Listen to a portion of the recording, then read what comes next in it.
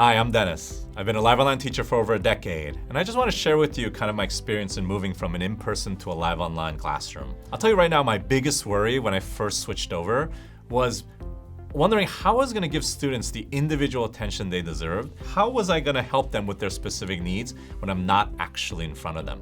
There are three things that really changed the game for me in terms of how I approach class. The first is polls. Such a great way to kind of get a beat on a class, to get their thoughts without necessarily having to call on each student or even have them raise their hand in a public way.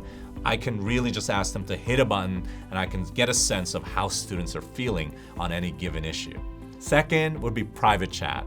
On that same line of thought, there are a lot of students who are uncomfortable, asking their question publicly or even admitting they might need help.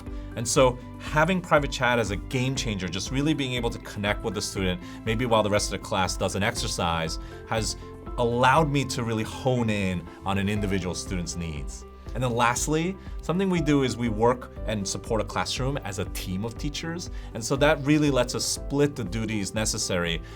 I might be teaching the class over a lesson, and then I might have a teacher who's also in that same digital classroom, maybe not at the same location, but they're reaching out to students on an individual level to make sure they're staying along and getting the help they need.